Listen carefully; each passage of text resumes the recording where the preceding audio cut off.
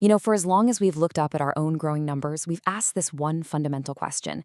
Just how many people can this planet actually support? Well, today, we're diving into a really fascinating new scientific paper that tries to answer that, not by guessing about the future, but by decoding the patterns hidden in our own past. Okay, so let's get right into it. The whole story here really hinges on a central mystery. For more than a century, our population growth followed this one simple, predictable rule. But then, right in the middle of the 20th century, that rule just shattered. It set humanity on a totally new path. So what was that rule, and why on earth did it break?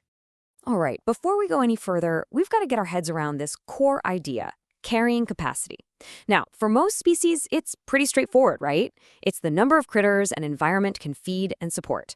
But for us humans, oh my man, we're the ultimate ecosystem engineers. Our technology, our crazy use of fossil fuels, our different lifestyles, it's made that number notoriously hard to pin down. So, to really understand where we are now, we have to go back to that old rule, to a time when our growth literally fueled even more growth. And here it is. This was the old rule. From about 1800 all the way up to 1949, something pretty remarkable was going on. The more people there were on Earth, the faster our population grew. It was this self-reinforcing cycle, a feedback loop that just kept getting stronger, totally unlike what you see in almost any other species. Ecologists actually have a name for this. They call it facilitation. It basically means that instead of competing with each other for resources, we were, on a massive scale, helping each other thrive. How? Well, through human ingenuity, all these incredible technological leaps, and huge improvements in society that allowed a growing population to support an even higher rate of growth.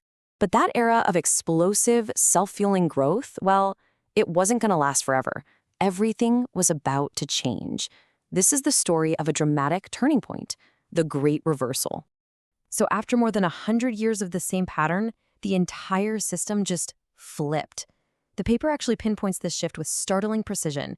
It started in the 1950s, and by 1962, that old rule was officially toast. And this is the new reality we're all living in today. Ever since that reversal, the global population has been stuck in a negative feedback loop.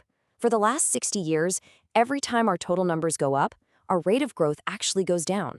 More people now systematically means slower growth. What's so wild here is how clearly this lays out the two completely different chapters of modern human history. On one side, you've got the facilitation phase, where we had our foot on the accelerator, and on the other, the negative phase, where we are actively, if maybe slowly, hitting the brakes. It's a fundamental shift in the whole dynamic of our species. And get this. This is one of the most crucial findings of the entire study. Our population growth started slowing down in 1962.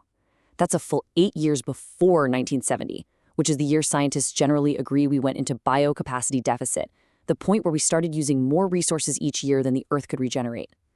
Think about that. Our own growth dynamics were flashing a warning sign before the planet's budget officially went into the red. Now, this new phase of slowing growth, it didn't just happen in a vacuum. It tracks really closely with a period of absolutely unprecedented pressure on the environment. Which brings us to a huge, long-standing debate. When you look at our impact on the planet, what matters more? Is it the sheer number of us, or is it how much stuff each of us is consuming? Well, the paper's analysis offers a pretty surprising answer. When the researchers crunched the numbers on what was driving changes in global temperature, they found something that might surprise you.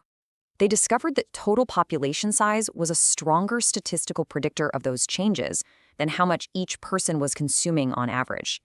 You can see that while both are factors, population size just had a much stronger correlation in their model. And it wasn't just true for temperature. Nope. The same pattern held up for other key environmental red flags. According to this research, population size was also a better predictor for the ups and downs in our global ecological footprint and our total yearly emissions.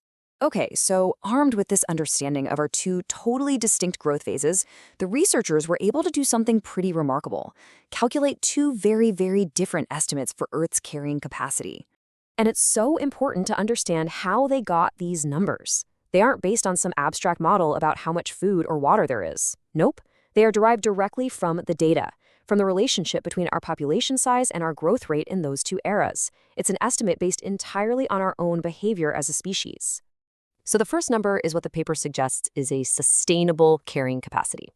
They got it by finding the population size where our growth rate was at its absolute peak, right at the top of that old more people means faster growth era.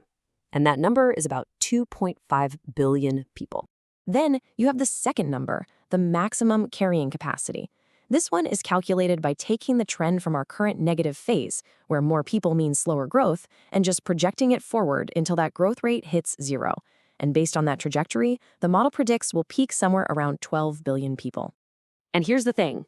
That peak isn't some distant sci-fi future. The paper projects that if our current trend holds, we could hit that maximum population sometime between 2067 and 2076. I mean, that's just a few decades from now. So we're left with these two numbers, a sustainable capacity of maybe 2.5 billion and a maximum around 12 billion. What do these findings really mean for our future? What comes next? I mean, just think about the incredible story our own data tells. For over a century, we literally fueled our own expansion. Then, boom, 1962 hits, the whole system reverses, and we start a phase of self-limitation. And all the while, our sheer numbers have been a huge driver of environmental change, leaving us with these two starkly different ideas of Earth's carrying capacity. The authors of the paper really don't mince words about what this all implies. They conclude that some kind of societal downscaling seems inevitable. The only real question is whether we manage that process ourselves on our own terms, or if we're just forced into it as our population growth keeps slowing down. And that really leaves us with the ultimate question, doesn't it? The paper basically suggests that for a long, long time, we used things like fossil fuels to bypass the natural limits that keep every other species in check. We short-circuited nature's feedback loops. So the challenge now for all of us is to decide what humane, just, and sustainable corrective feedbacks we choose to build in their place. That's the conversation this research is forcing us to have.